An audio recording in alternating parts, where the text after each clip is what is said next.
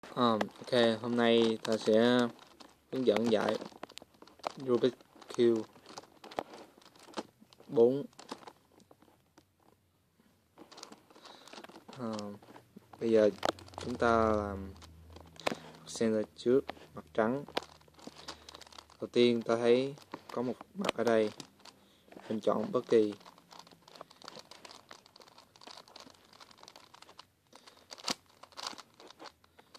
Thì một mặt thì chúng ta cũng dễ làm.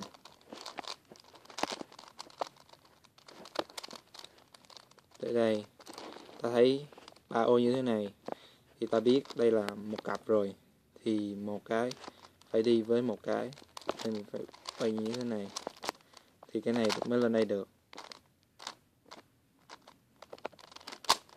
Quay lại lên ta có một ô.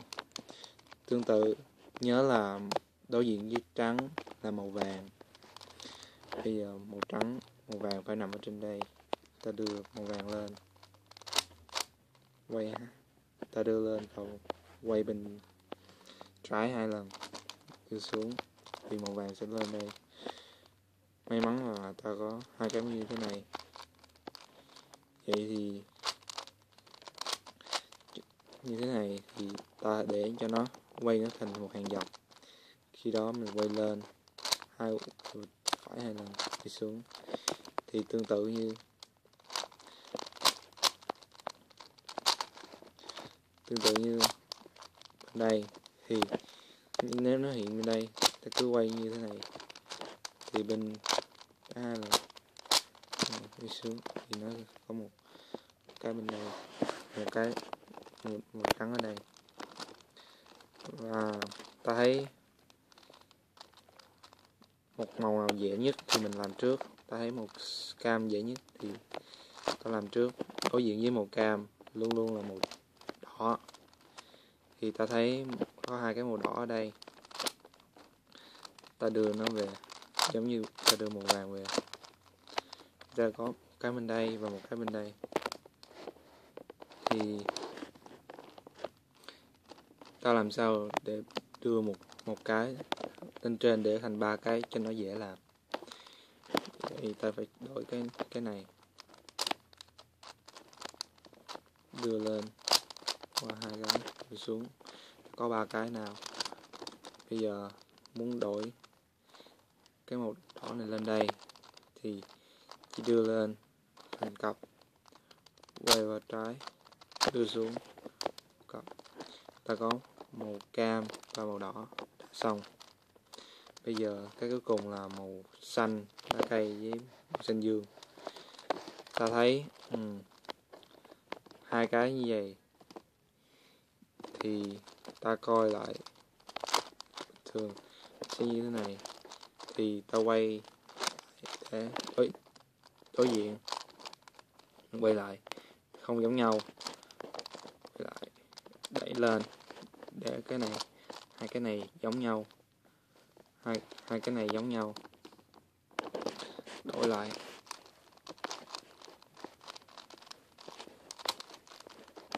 ta được cái ở giữa, ta được 6 cái ở giữa. Thì bây giờ ta làm cái cạnh, 2 cặp cạnh. Bây giờ các bạn hãy lấy giấy ra để ghi cho nó dễ nhớ, mình làm viết rồi mình cũng quen. Bây giờ ta kiếm như màu xanh lá cây với màu cam, ta kiếm 2 cái giống nhau như thế này, phải đối diện nhau, đối diện như thế này mình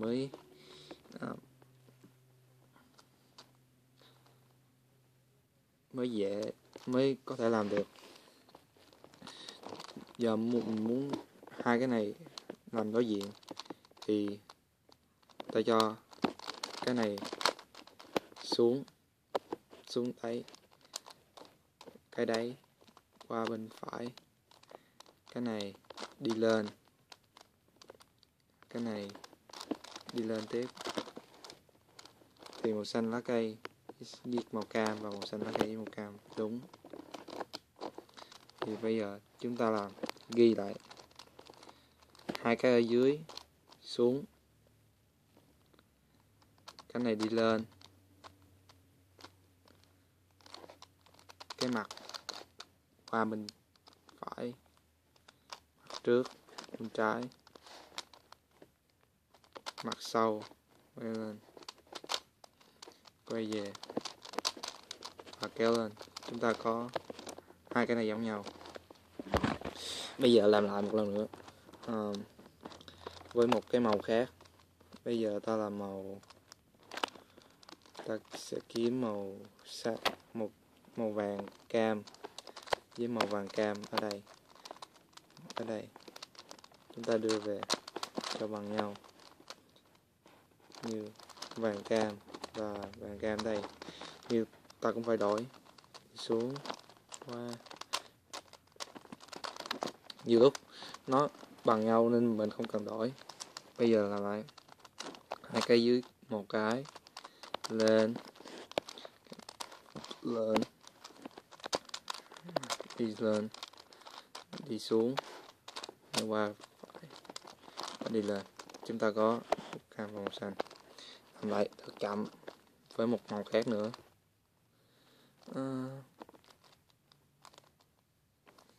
Tôi làm hai cái này giống nhau đã có sẵn, màu trắng và màu xanh dương, và màu trắng và màu xanh dương đã có sẵn giống nhau. Nhớ đây, một cái đi lên, cái mặt lên, trên đi xuống, đi lên xuống,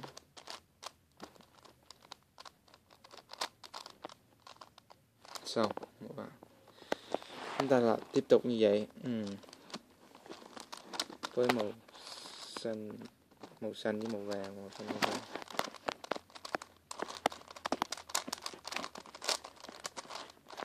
Ok, bây giờ màu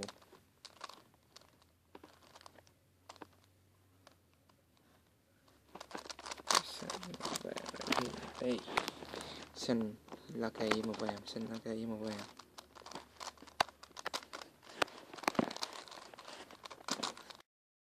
Khi bạn làm theo cách của mình xong thì bạn sẽ có mỗi cạnh sẽ có một cặp. Như đã nói, hoàn thành tất cả thì mỗi cạnh sẽ có một cặp. Giống như Rubik 3x3 thì cũng giống như cái này, là một màu thì giống như một màu bên đây, như màu vàng với màu cam thì màu vàng với màu cam. Chúng ta sẽ giải giống như Rubik 3x3 thì đầu tiên ta phải làm một mặt một màu hết. Chúng ta đưa về mặt một màu.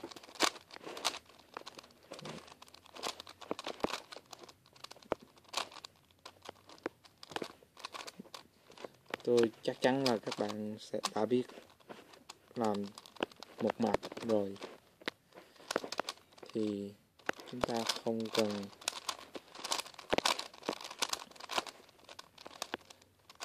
nói gì nữa.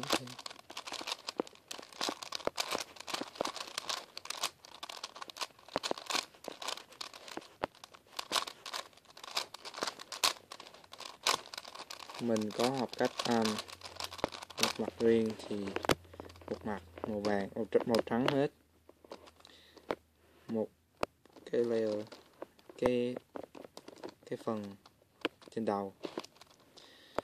Bây giờ ta đưa cục này lên đây thì cũng giống như Rubik 3x3 thôi. Các bạn có thể làm theo mình nếu các bạn muốn.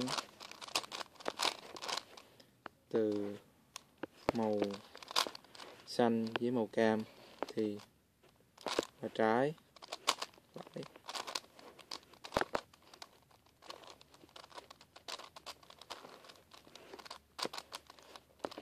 Các bạn cầm giống như mình thì các bạn sẽ làm được. Và nhớ ghi lại để màu xanh, màu đỏ, xanh, màu đỏ. muốn lên đây gõ trái.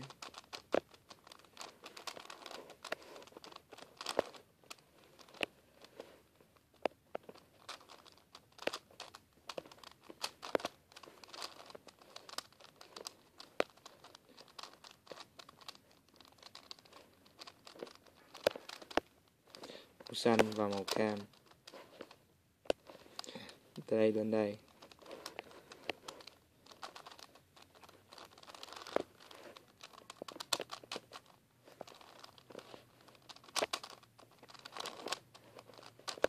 Okay. Như thế này thì ta có thể thế này thì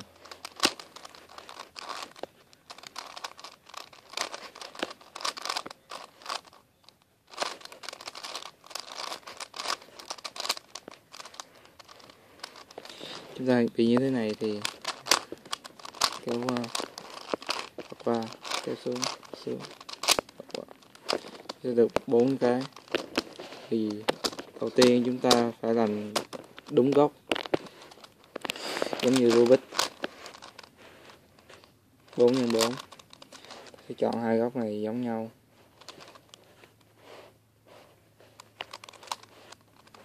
Thì hai cái này khác, chúng ta sẽ đổi. Như các bạn cũng biết đổi trong Rubik 3x3.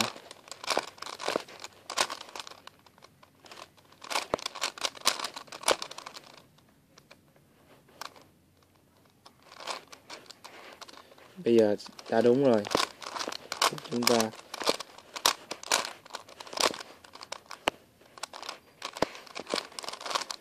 Rubik giống như Rubik 3x3.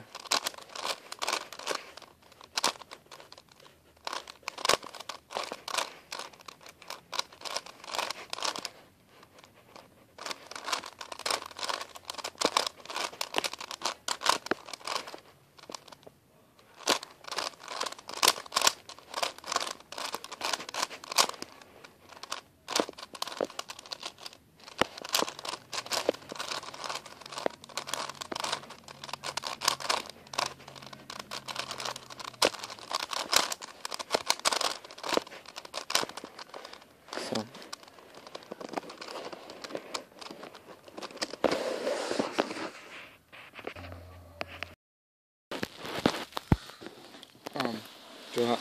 Trường hợp xuôi thì chúng ta sẽ có một mặt như thế này, 3 hàng này đều đúng, và mặt đối diện của mặt màu trắng màu vàng sẽ bị mất một cái này, chỉ có 3 góc này thôi. Như nếu ta muốn làm cái góc này lật ngược lại thì ta sẽ cầm theo góc này như thế này, 2 lần lên trên, phần trước 2 lần,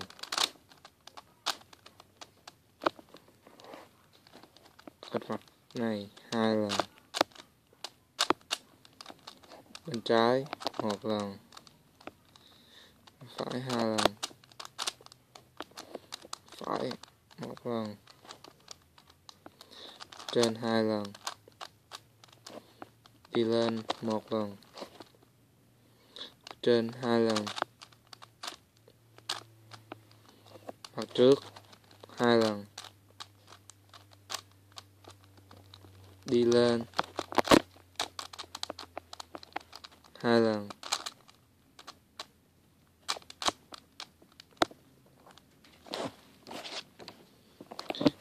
đi xuống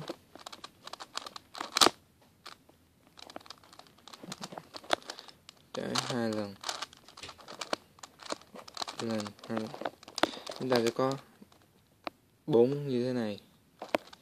Thì ta cũng sẽ làm 2 góc như thế này, thì có màu đỏ màu xanh, màu đỏ màu xanh.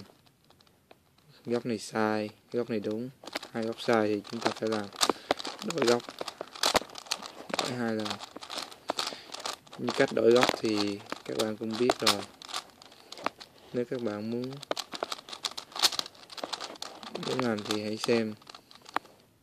Này, hai góc này đúng, hai góc này sai. Chúng ta sẽ đổi hai góc này. Đổi hai góc này. Đây như thế này. Hai lần.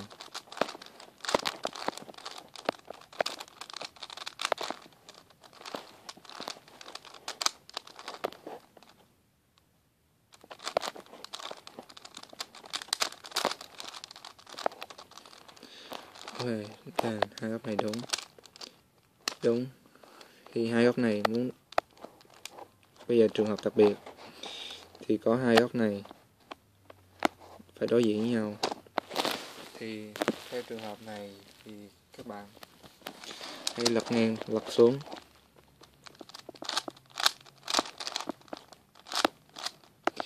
Ok, hai góc này bị sai, ta lật lại. Cái giữa 180 độ, cái trên 180 độ, cái giữa 180 độ, hai cái dưới 180 độ, cái giữa 180 độ, hai cái dưới. Ta đã xong. Thank you for watching.